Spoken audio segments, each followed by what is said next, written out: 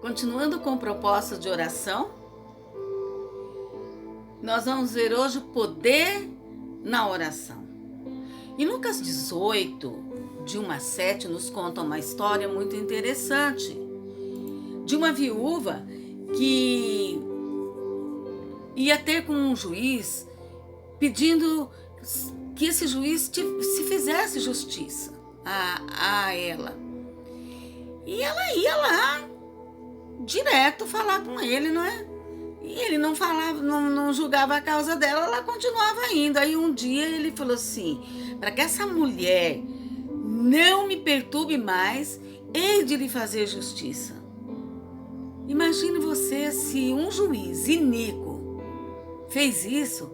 Imagine você pedindo a Deus, Deus que é um pai amoroso, se não vai responder àqueles que clamam a Ele dia e noite, mesmo que seja tardio, para com eles.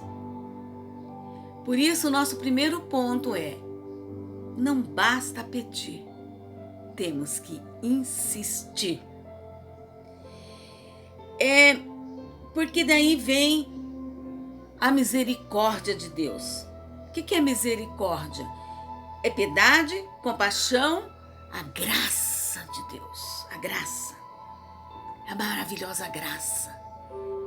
Graça é um favor imerecido. Então, porque nós sabemos que nós somos pecadores. Nós temos essa consciência, mas muitas vezes, por termos aceitado Jesus, achamos que temos o direito de tudo. Nós temos o direito de acordo com o que Deus tem reservado para nós.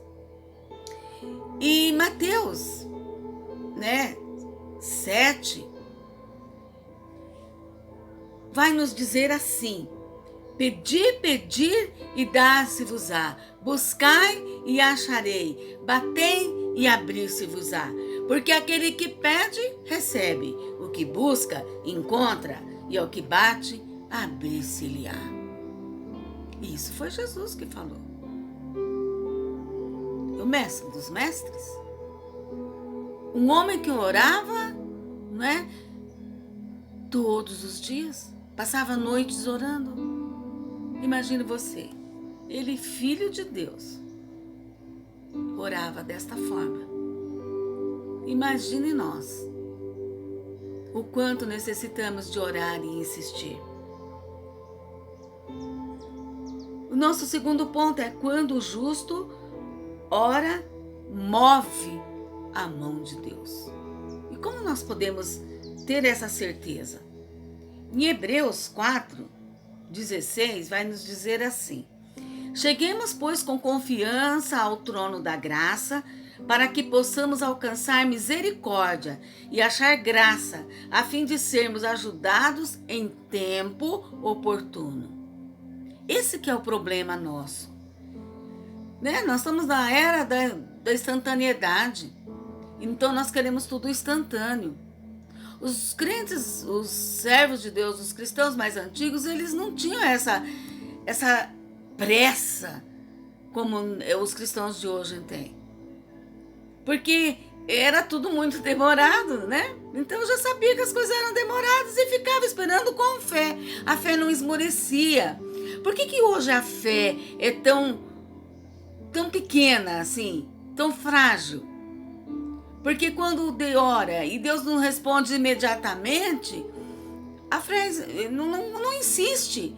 Quando a Bíblia fala que nós precisamos insistir, o próprio Jesus nos ensinou: bater, pedir-se-vos-á, buscai e achareis. Então, nós precisamos continuar insistindo. Nós precisamos insistir porque é a nossa oração que move a mão de Deus.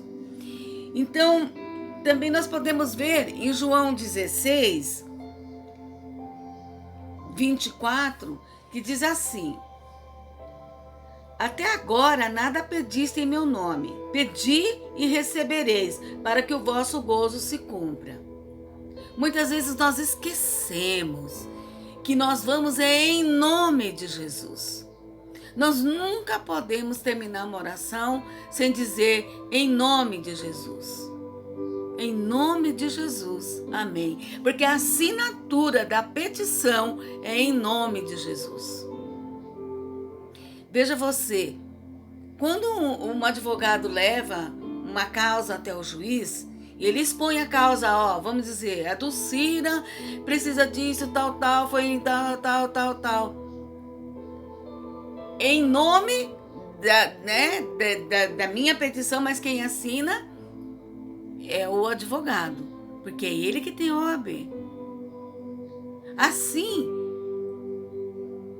quem assina, eu tenho que assinar, é Jesus, porque é ele que morreu na cruz pelos meus pecados. É ele que pagou o preço por mim. É ele que está lá como meu advogado. Ele é meu advogado.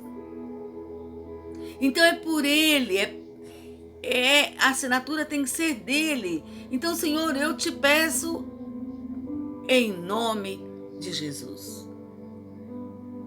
Agora, Apocalipse 8:3 diz: olha só o quão é preciosa essa palavra, para que você possa entender que a oração move a mão de Deus.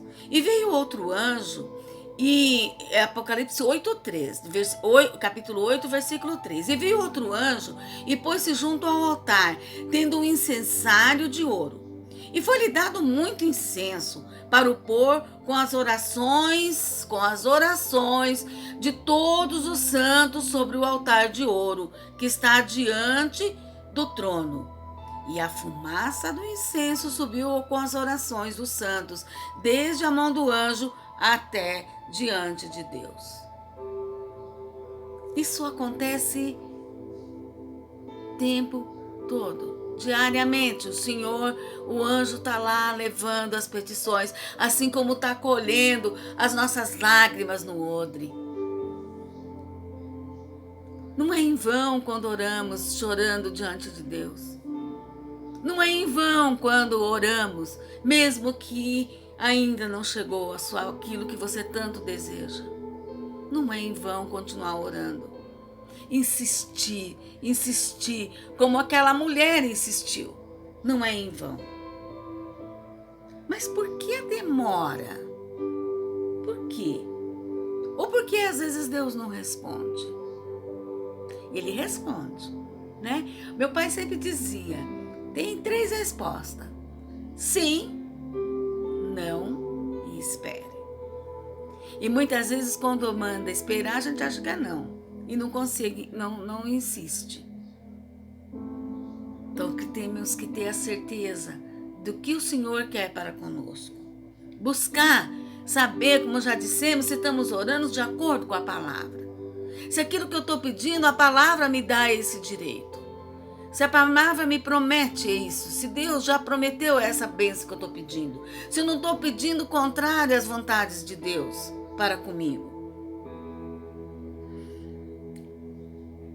Em 1 Pedro nos dá uma resposta. 1 Pedro 1,7 vai nos dizer assim: para que a prova da vossa fé, muito mais preciosa do que o ouro, que perece e que é provado pelo fogo, se acha em louvor e honra e glória na revelação de Jesus Cristo.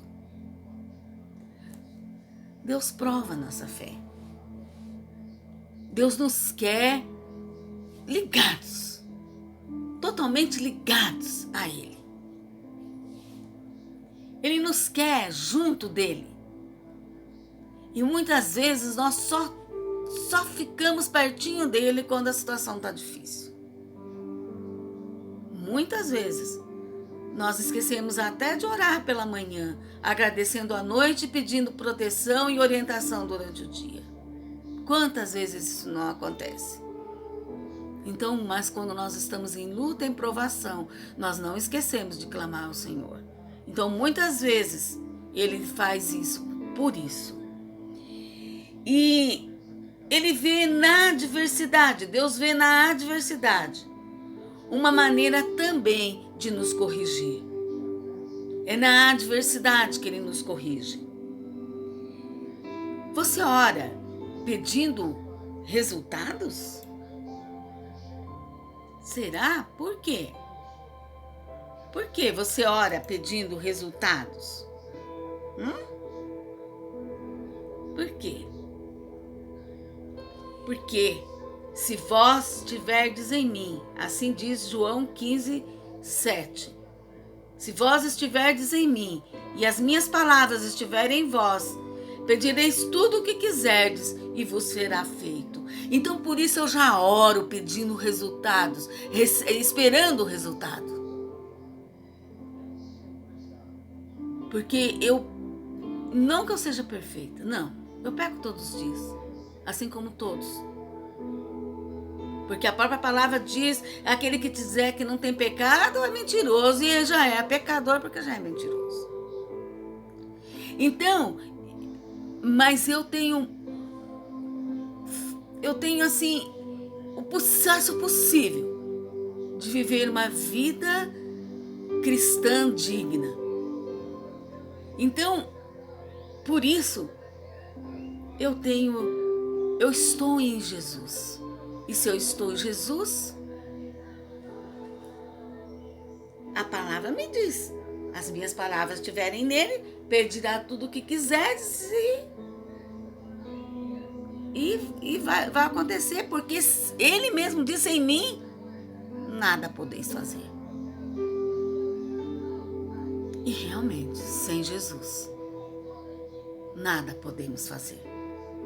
É necessário pedir com resultados, crendo no resultado, crendo que será atendido. Sermos perseverantes, assim como foi a viúva, assim como foi, sabe, aquela mulher cananeia que chegou até Jesus pedindo a cura da filha, e Jesus diz que ele veio para os seus. E aí assim a chamou até de um cachorrinho, né? E ela diz, mas os cachorrinhos também comem as migalhas na mesa. E Jesus disse que jamais tinha visto tanta fé em Israel. Nós precisamos não relacionarmos a nossa fé com as circunstâncias. Nós precisamos tirar os nossos olhos da circunstância, daquilo que está acontecendo ao nosso redor, e firmarmos os nossos olhos na cruz do Calvário. Firmarmos os nossos olhos em Jesus, o autor e consumador da nossa fé. Aquele que morreu, que pagou o preço pela minha vida, para que eu pudesse ter vida em abundância. Ele não prometeu facilidade. Nós temos que entender isso, porque muita gente confunde vida cristã com facilidade. Não é isso que foi prometido. Foi prometido que estaria conosco. Eu que estou convosco até a consumação dos séculos. Ele está comigo, ele passa. Ao passares pelas águas, estarei contigo. Ele não disse que nós não íamos passar pelas águas. Ao passar pelo fogo, estarei contigo, mas não disse que não íamos passar pelo fogo. Quem assistiu, né, a novela lá, esqueci o nome, mas aquela de Daniel, Nabucodonosor, quem assistiu aquela novela, é o Rico e o Lázaro, viu, né, ou mesmo só assistiu aquela parte da fornalha que Sadraque, Mesaque e Abednego foram jogados na fornalha. Deu para perceber ali um pouco o poder de Deus. Imagina um pouco, porque, né, eu acredito que é muito maior do que aquilo. Deu para perceber ali a ação do Senhor quando nós estamos passando no fogo. Eles foram jogados na fornalha. Quem os jogou morreu com o calor de fora da fornalha. Agora imagina eles lá dentro. E saíram. A Bíblia nos narra que eles não tinham nem cheiro de fogo. Saíram perfeitos. E interessante não é que as cordas que os amarravam foram queimadas, mas eles não, a roupa não. Saíram todos do mesmo jeito, nem os cabelos, nem a roupa, nem a pele, tudo normal. E a Bíblia narra desta forma.